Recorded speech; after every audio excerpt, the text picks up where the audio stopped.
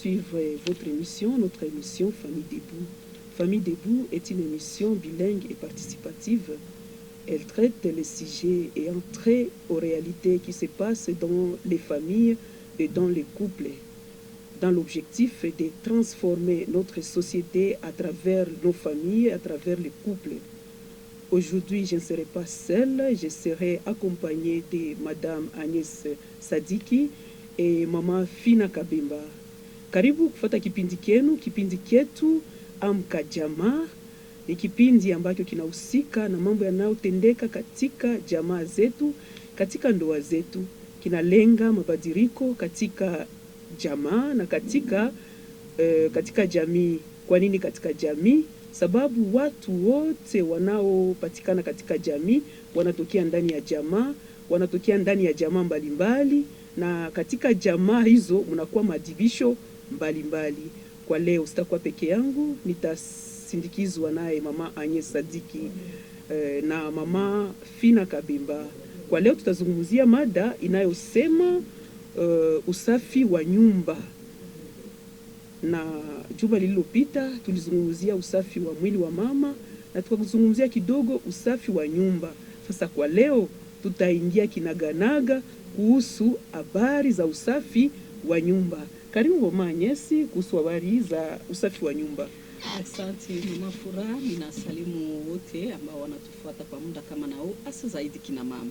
Sababu wakati tunazungumzia usafi tunaona hasa zaidi kina mama.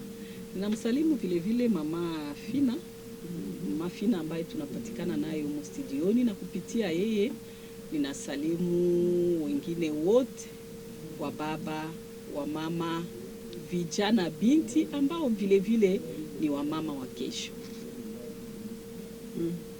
Karibu Mama Fina. Okay.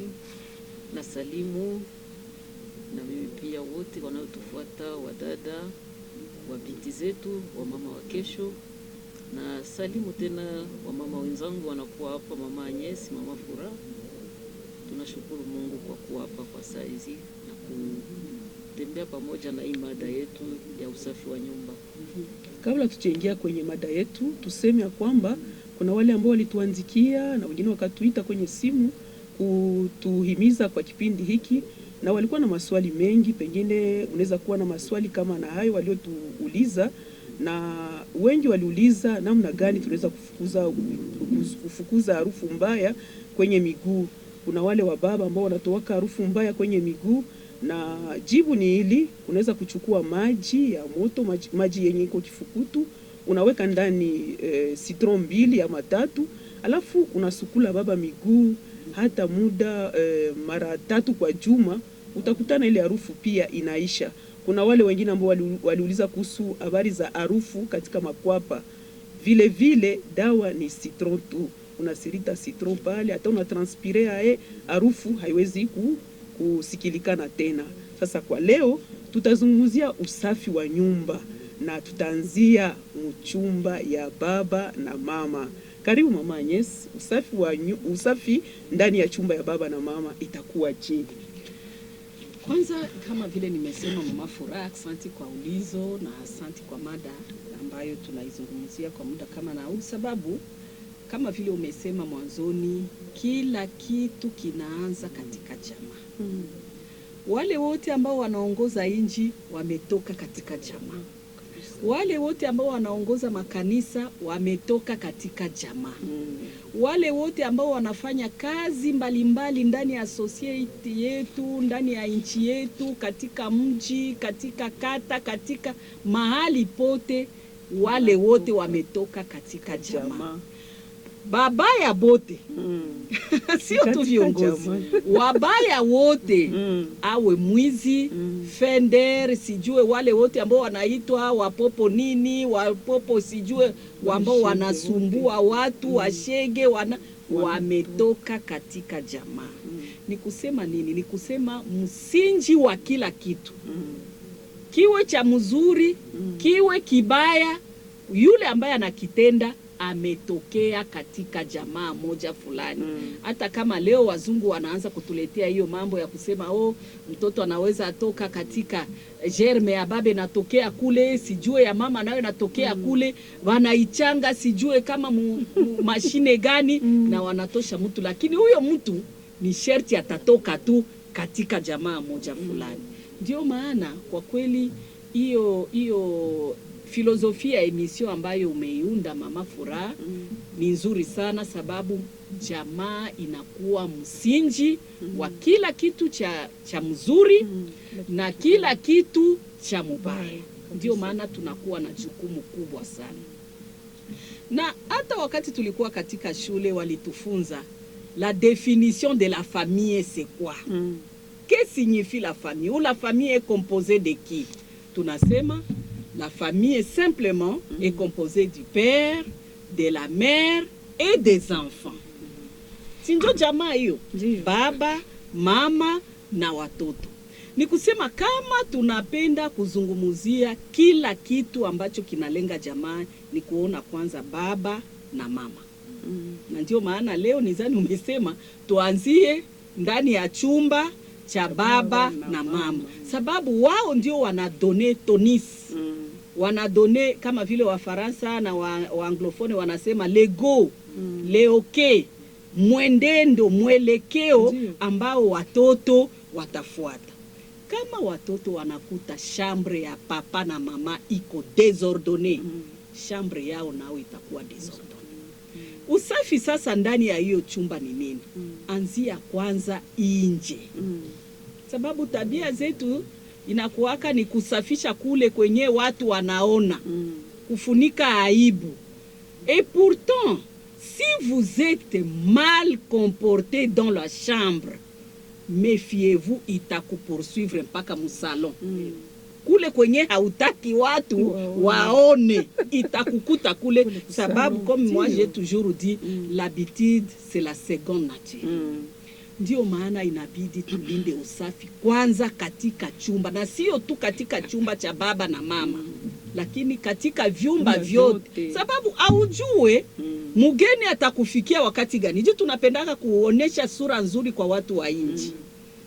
Tunasahau kama hiyo usafi ambayo tutalinda, hiyo sura nzuri ambayo tutaifanya ni kwa ajili yetu kwanza sisi wenyewe.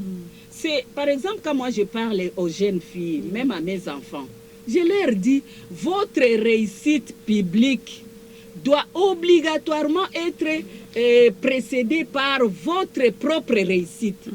Si vous voulez faire réussir les autres, vous devez d'abord réussir vous-même.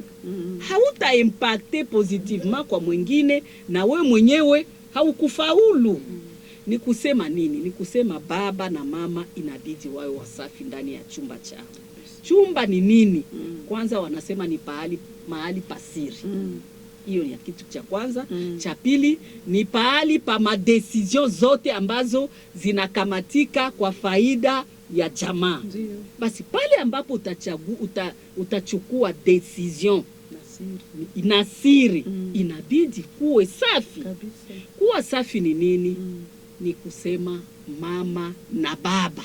Sababu tentation ni kusema kazi ya usafi chumbani ni kazi ya mama peke yake katika mila na desturi za kwetu. Ijapokuwa inapaswa kuwa kazi ya sisi wote, baba na mama.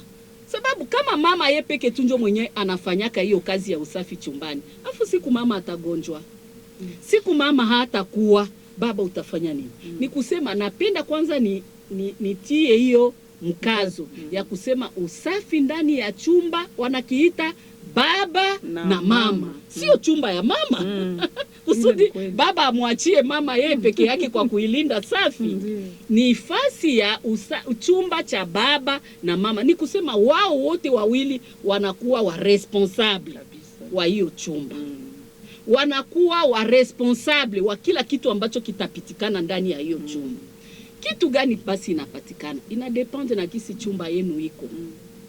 kuna wenzetu ambao wanakuwa na nyumba nzuri sana za kizungu na vifaa vya kulinda usafi humo vinakuwa tofauti na vifaa vya kulinda usafi kwa wenzetu ambao wanaishi vijijini na ambao wanapaswa vile vile kulinda usafi ndani ya hiyo vyumba vyao vya kulalia. Ni kusema nini? Kama upo mjini hapa kwetu mjini Bukavu, na hata hapa mjini Bukavu kunakuwa vile vile makata mbalimbali mahali ambapo watu wanaishi vile vile tofauti. Kuna mwenye anaishi mnyumba ya mbao bila sima ndani, lakini mwingine anaishi mnyumba ya budongo, mwingine anaishi mnyumba ya sima ambamo munakuwa malobe, tunaita vile la salle de bain où vous avez tous les dispositifs vraiment standard moderne. Awa wanatajika kutumia vyombo vilivyo tofauti na wale wenzetu ambao wanaishi katika hiyo nyumba ambayo liita ya udongo, ya mbao, na gorofa mbalimbali. Alafu awa ambao wanaishi katika nyumba hapa mjini na nyumba zilizo za kizungu tuziite hivyo, kwanza wanapaswa kuwa na kifyagio kinachomruhusu kushotama afike ndani ya kitanda, chini ya kitanda. Chini kabisa. Mama, hata katika salon zetu ukinyangula kiti hivi unakuta kama ni ya lala.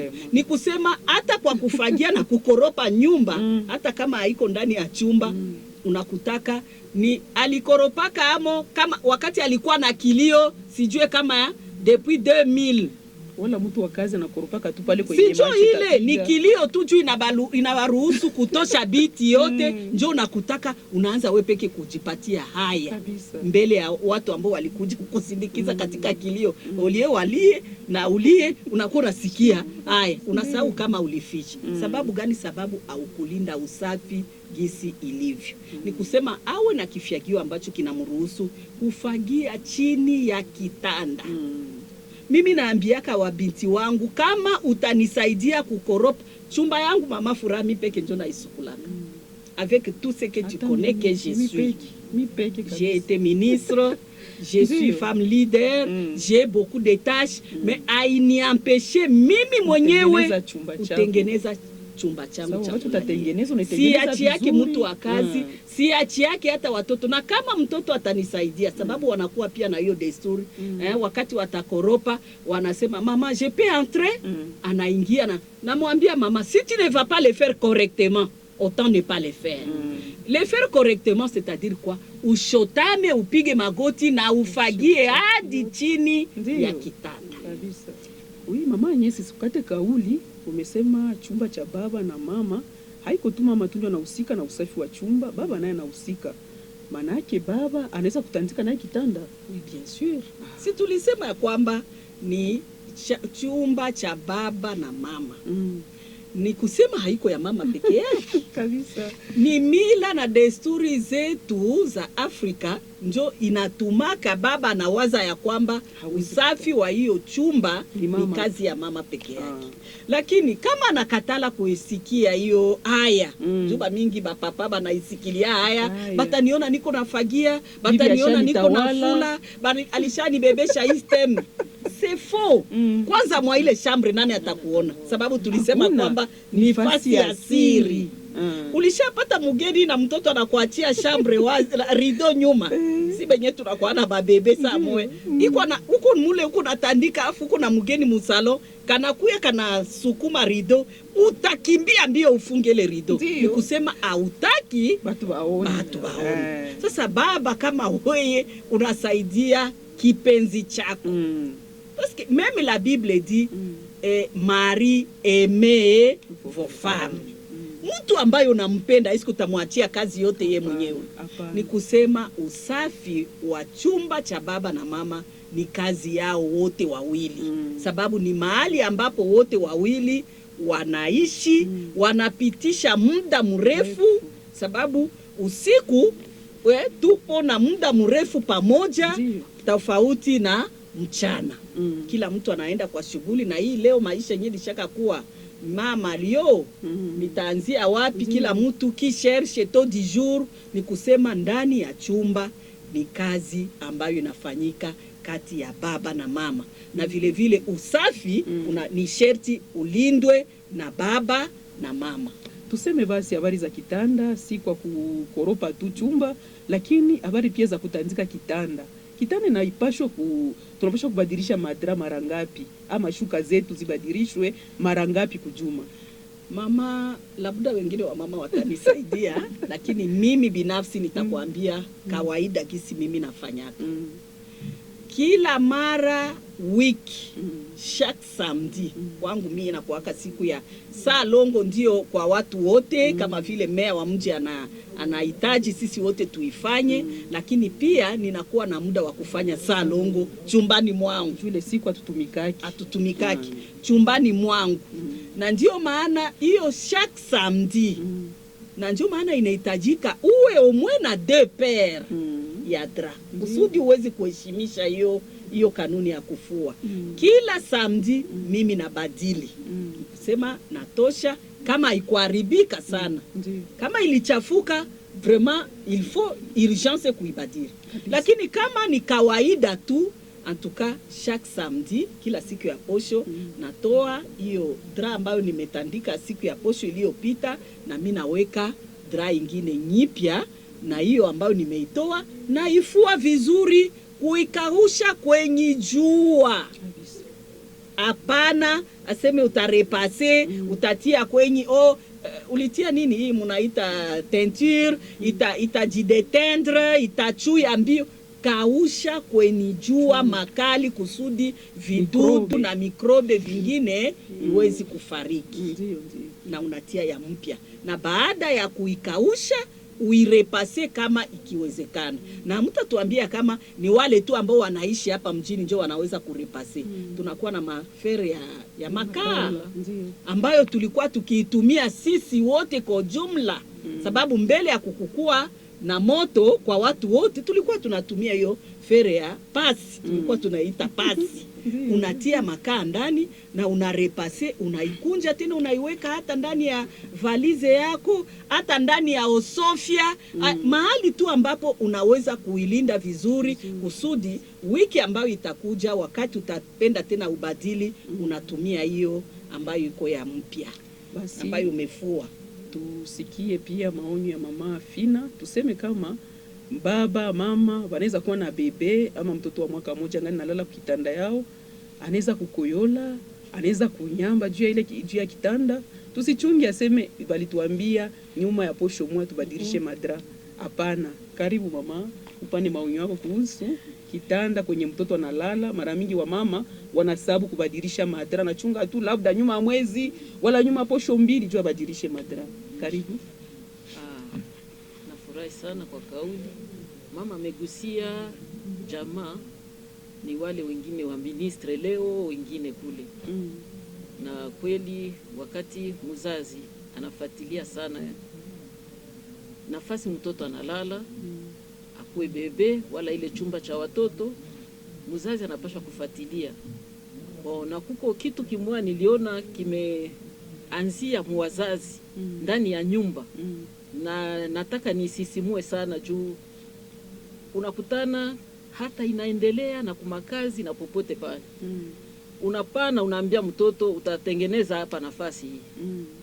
Unaenda hautafata tena kuchunguza ile nafasi kama aligusa katika chumba. Na ukiacha kuangalia pale mzazi, mara nyingi wengine wanapewa jina ya sinzia nini. Lakini nadhani kama vile tunasema famille debout, kuamuka. Tunapaswa kuamuka, tunajua watoto tuliwaambia hii devoir wataifanya hivi, kitanda kyao kikutane hivi. Wakati unaingia kama hawakutumika, utarudilia, hata wakisinzia utawaambia rudia ufanye ile kitu. Mama Fina, sikukate kauli. Kuna wale wa mama ambao hawana suivi ya mashambre za watoto. Anaweza kuwa kuna watoto ya miaka kidogo, wachanga, miaka 10 kushuka. Mtoto anakojua kwenye kitanda, lakini mama sababu kuna mtu wa kazi anasababu kama iko na mapashwa ya kuveye kuusafi ya chumba cha watoto, ingawaje kuna wafanyakazi ndani ya nyumba. Unasema kwa wale wamama vya bati yake matela nje, hana wakati ya kuangalia venye mtu wa kazi alifanya, wakati yote huku telefoni, wakati yote iko na chate, wakati yote ni kutembea tembea, kuhangaika, lakini hausike na usafi wa vyumba vya watoto wake. Nataka niambie huyu mama kama aamuke tu. Aamuke kabisa, maana akiacha kuamuka hata vile vidudu vitaingia ndani ya mili ya watoto yake. Ndio. Maana kuna vidudu vingine vinaingia ndani. Kama hauamuke vitaingia. Mtu wa kazi haangalie vitu vyote. Na ni hapo tunasema mama anapaswa kuwa macho.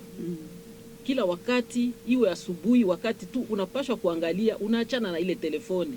Achana na vitu vingi vimekuja kuharibisha kwa siku hizi. Mambo ya kuchunguza chumba cha watoto wetu, hata vyumba vyetu. Hivi vitu vya television unafata. Mama amuka, angalia fasi mtoto amelala, angalia kama wameanika, angalia kama wamefua ile vitu, kama matela ilienda nje. Na usingoje magharibi sana tena njoo uende kutosha ile matela, hapana. Wakati unaona jua ngali na ilisha kauka, anua ile matela yako, tengeneza nafasi watoto watalala.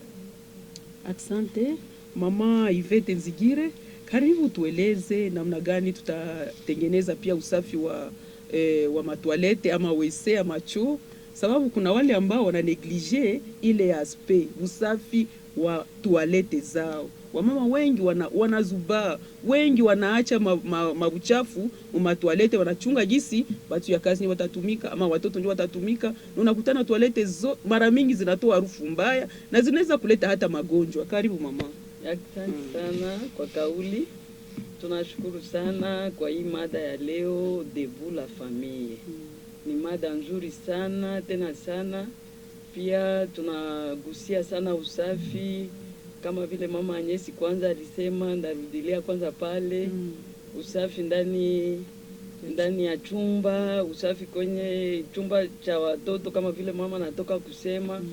Unajua kweli kabisa kama hii jambo tukisimama na tunaisimamia ni jambo nzuri sana. Tunagusia sasa choo. Choo ni fasi kwenye tunapasha entretenir sana juu ya nini?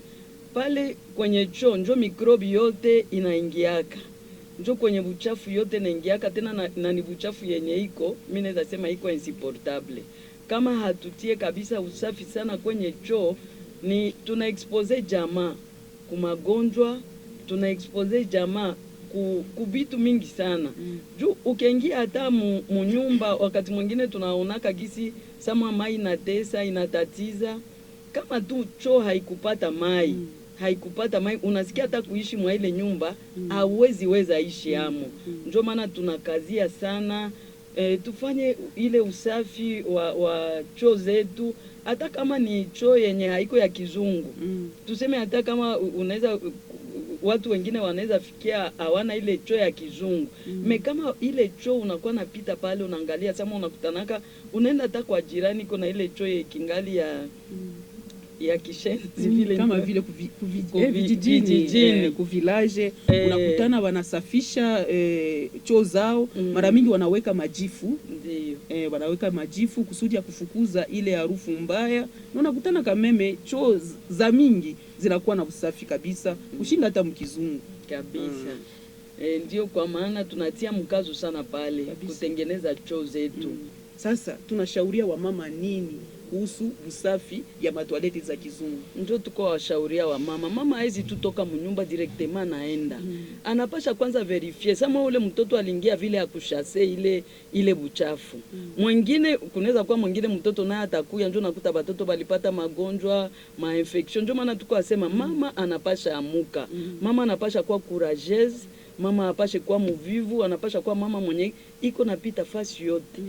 Akiingia mwa ile toilette anaweza kuta ile buchafu iko anashase, anatia, anatengeneza vizuri. Na mwingine atakia ingia mule, habatakia ona tena. Juu akiingia mule banakuta ile buchafu, habataona ule mtoto. Juu ajue kushase ile buchafu. Bataona tu mama wa nyumba kama mama ni mshega.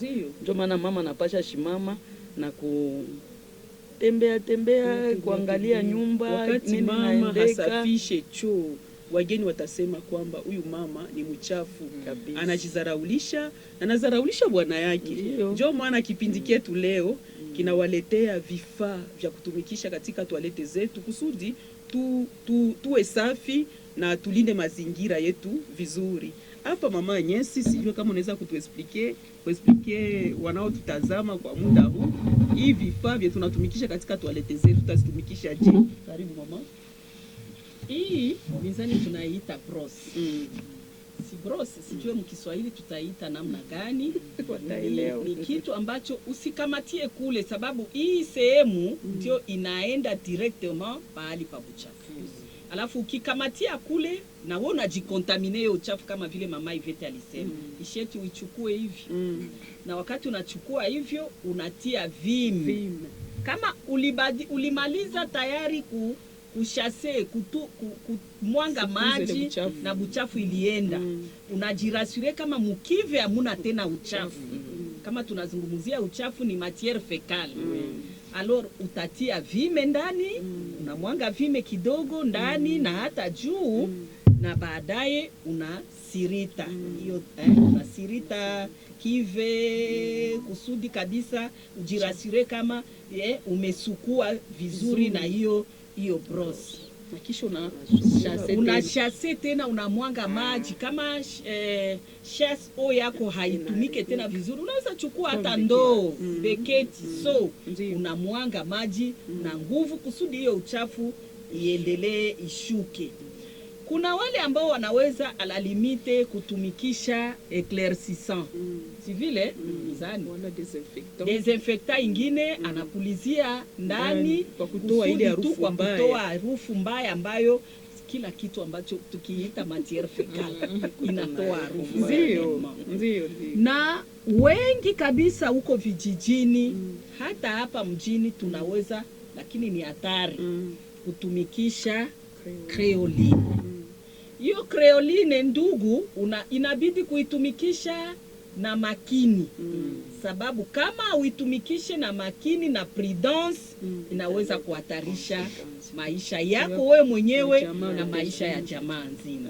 Ni kusema tunaweza kuitumikisha lakini kwa makini na kuweka hasa zaidi mbali na watoto. Sababu mtoto mchanga kama vile mama Furaha alisema aonake danger. Na kama angali mchanga anajua kila kitu ambacho atakigusa ni kutia kukinywa. Unajua consequence ya kutia creoline kukinywa ni gani. Na hapa tunakuwa nizani na ventus wakati inabushe kama kabisa uchafu ambayo ilienda ndani inashinda kwenda, unaweza kutumia hiyo ventus na unaanza kubushe hata lavabo yako. Mingi lavabo ambayo tunakuwaka tunarense yako inakuwaka inafungana, sababu wakati tunachanua nyele baada ya kunini kina mama au baba alinyoa ndevu aliraze hiyo inabakia pale na inabushe lavabo, inabushe hata toilette yetu. Ni sherti utumie hiyo ventus kwa kuweza debushe. Ukisha jirasire kama ulifungua vizuri na ventus, vitu vyote vimeenda, unatoa, tulisahau kuleta kitepe, unaweza kupanguza kusudi ya kauke na kufunika tena kusudi hata wewe mwenyewe wakati utafika hiyo mahali mama Ivete amesema aliita le lieu d'aisance. Le lieu d'aisance inabidi uifanye kweli iwe lieu d'aisance. Ni pahali ambapo kila mtu anapaswa kustarehe. Sababu wakati unaingia ndani abakwake banakalikile saa. Sababu unapaswa kubaki muda wote ambao unastahili ubaki kusudi ujidegaje kabisa. Mimi ninakuwa na mtoto mmoja ambaye wakati anataka aenda shuleni anapendaka anasema je vais dire d'abord au revoir là-bas. Asante sana. Muda ni muda kwenye RTNC, lakini kabla tukomeshe kipindi chetu tuseme kidogo kuhusu ugonjwa ambao umejitokeza kwa sasa, ugonjwa ambao umeitwa monkeypox. Monkeypox ni ugonjwa gani wa Manyesi? Makimpost siko mganga, je n'ai pas fait la médecine, lakini najua kwamba mama Ivete atanikomplete. Makimpost ni ugonjwa ambao unajitokeza. Na wengi wataalamu wanatuambia ya kwamba yanatoka katika kontakte na wanyama. Na wanyama tunajua wamoja wapo porini, wengine wapo nyumbani, wale ambao tunaita wanyama wa ufugo. Inajitokeza vile vile kulingana na kutolinda usafi. Sababu kama haulinde usafi wa mwili, wa mikono, wa kila kitu ambacho unakitumia, nayo unaweza kuipata, na inatoa sawa vile upele. Inatoka sawa vile upele kubwa kubwa ambayo zamani nilikuwa nasikia wakati nilifika hapa Bukavu, watu walikuwa wanasema biraga voila.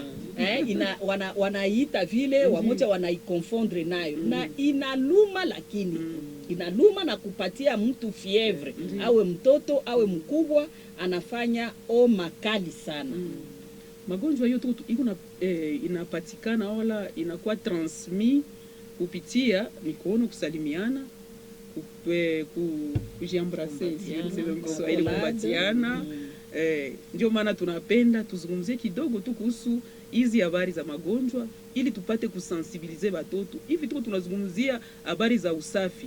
Watu wanatanza masomo, inabidi shie wa mama, shie wazazi tusensibilize watoto kusudi waepukane na hii magonjwa ambayo inashitokeza. Ile magonjwa ambayo tuko tunazungumzia, wakati uliopita tulipatwa na magonjwa ya COVID, na kulikuwa mamezire mingi tulikuwa tunaobserve, na kwa hii magonjwa pia zile mamezire zinahitajika. Asante, tunafika ukomo wa kipindi ketu Amka Jamaa. Tunashukuru sana kwa kurepondre kwa invitation yetu. Asante mama Agnes Sadiki, asante mama Ivete Nzigire, asante mama Fina Kabemba, asante kwa kutushiriki kwa kipindi hiki. Wenda unaweza kuwa na maoni fulani, karibu utuite kwa namba zifuatazo 089 74 53 727, 089 74 53 727 ama 083 472 600. Asante kwa wote. Tunashukuru pia. Wewe unaweza kujiuliza vyombo hivi ama vifaa hivi tutavipata wapi? Unaweza enda hata hapa ku Labote ama ku magazin fulani, lakini mara mingi ku Labote tunapata vifaa hivi vyote kwa ajili ya usafi wa nyumba zetu. Tunawashukuru. Bye bye.